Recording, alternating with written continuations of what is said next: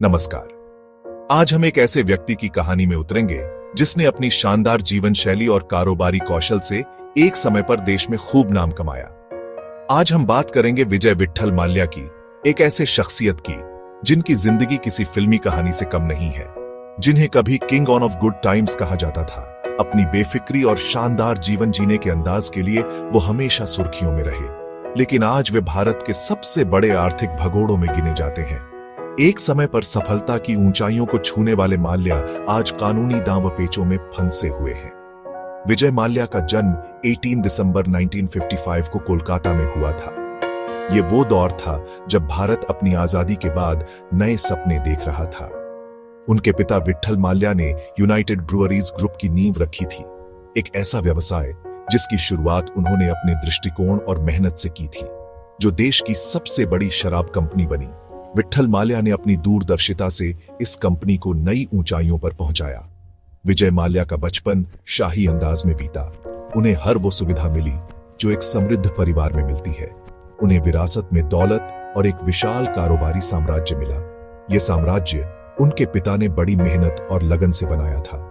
उनकी शुरुआती पढ़ाई कोलकाता के ला मार्टिनियर स्कूल और फिर सेंट जेवियर्स कॉलेज में हुई। इन संस्थानों ने उनकी शिक्षा की नींव मजबूत की।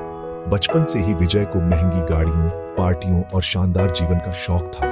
उन्हें हमेशा से ही बेहतरीन चीजों का शौक रहा। उनके पिता ने उन्हें पूरी आजादी दी ताकि वह जीवन का आनंद ले सके। विट्ठल माल्या चाहते थे कि उनका बेटा अपनी शर्तों पर जिंदगी जिए। विट्ठल माल्या ने लाइसेंस राज के कठिन दौर में भी कारोबार को ऊंचाइयों तक पहुंचाया। उन्होंने विपरीत परिस्थितियों में भी हार नहीं मानी। विजय अपने पिता से कारोबार के गुर सीख रहे थे। वो एक उत्तराधिकारी के तौर पर तैयार हो रहे थे, लेकिन किसी ने नहीं सोचा था कि जिस साम्राज्य को विट्ठल माल्या ने खड़ा किया, उसका भविष्य इतना उतार चढ़ाव भरा होगा। ये एक ऐसा मोड़ था जिसने सब कुछ बदल दिया। ये कहानी की शुरुआत थी, एक ऐसे सफर की शुरुआत जिसमें सफलता, विवाद और पतन सब कुछ शामिल था। कॉलेज की शिक्षा पूरी होने के बाद विजय माल्या के जीवन में एक नया अध्याय शुरू होने वाला था। उन्होंने अपनी शिक्षा को एक मजबूत नींव के रूप में इस्तेमाल करने का फैसला किया, जिस पर वह अपने कारोबारी सपनों का महल खड़ा कर सकते थे। विजय माल्या ने औपचारिक रूप से कारोबार में कदम रखा। यह उनके लिए एक महत्वपूर्ण मोड़ था, जहां से उन्हें अपने पिता के व्यवसाय को नई ऊंचाइयों पर ले जाना था। 1983 में पिता के अचानक निधन के बाद परिवार और कंपनी दोनों पर दुखों का पहाड़ टूट पड़ा। यह एक मुश्किल समय था, लेकिन माल्या को मजबूत रहना था। केवल 28 साल की उम्र में विजय माल्या को एक ऐसी जिम्मेदारी का सामना करना पड़ा जिसके लिए शायद ही कोई तैयार हो। उनके युवा कंधों पर यूबी ग्रुप की विशाल जिम्मेदारी आ गई। यह न केवल एक कंपनी थी, बल्कि उनके पिता की विरासत भी थी जिसे उन्हें आगे बढ़ाना था। स्वाभाविक रूप से लोगों को शक था। कई लोगों ने उनकी क्षमता पर संदेह किया। हर तरफ यही सवाल था कि क्या यह युवा इतनी बड़ी कंपनी को कुशलतापूर्वक संभाल पाएगा? क्या वह अपने पिता की उम्मीदों पर खरा उतर पाएगा? लेकिन विजय माल्या एक अलग मिट्टी के बने थे।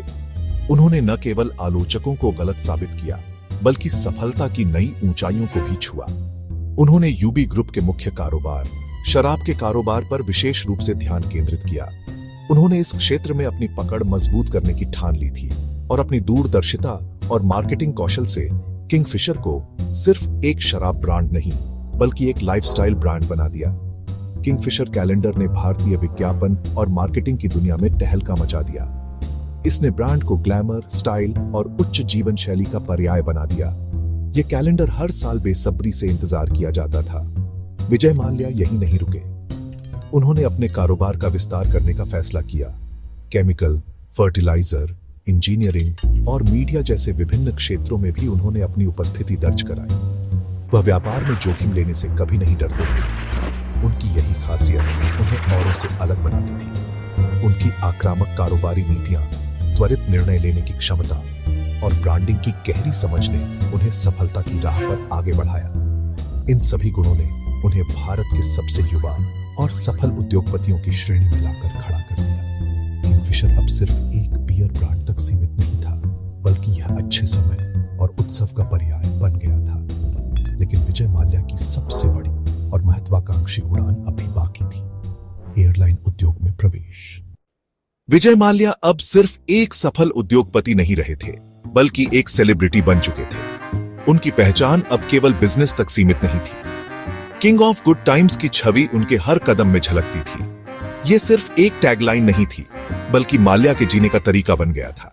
उनकी पार्टियां, किंगफिशर विला, जो कि गोवा में स्थित एक शानदार प्रॉपर्टी थी, प्राइवेट जेट जो उन्हें दुनिया भर में ले जाता था, यॉट और विंटेज कारों का कलेक्शन, सब कुछ शाही था। ये सब उनकी शानदार जीवन शैली का हिस्सा थे। उन्होंने आईपीएल में रॉयल चैलेंजर्स बैंगलोर को खरीदा और फॉर्मूला 1 में फोर्स इंडिया टीम खरीदी, जो कि एक बहुत बड़ी इन्वेस्टमेंट थी, जिससे उनका ग्लैमर और बढ़ गया। खेल की दुनिया में उनकी पहचान और भी मजबूत हो गई। माल्या ने खुद को एक ऐसे व्यक्ति के रूप में पेश किया जो सफलता और विलासिता का प्रतीक था, जो जीवन का भरपूर आनंद लेता है और हर पल को यादगार बनाता है। युवा उनकी लाइफस्टाइल से आकर्षित थे और उन्हें अपना आदर्श मानते थे। वे माल्या की तरह बनना चाहते थे। उन्होंने राज्यसभा में भी जगह बनाई, जो कि एक राजनैतिक पद था, जिससे उनका प्रभाव हर क्षेत्र में फैल गया। अब वे सिर्फ एक व्यवसायी नहीं, बल्कि एक प्रभावशाली व्यक्ति बन चुके थे। यूनाइटेड स्पिरिट्स लिमिटेड, जो उनकी सबसे सफल कंपनियों में से एक थी, दुनिया की दूसरी सबसे बड़ी स्पिरिट कंपनी बन गई थी। ये उनके व्यापारिक कौशल का प्रमाण था, लेकिन इसी आत्मविश्वास ने उन्हें एक ऐसा सपना देखने के लिए प्रेरित किया जो शायद उनकी पहुंच से बाहर था, जो उनके पतन का कारण बना अपनी खुद की एयरलाइन शुरू करने का। यह सपना उनकी सबसे बड़ी गलती साबित हुई।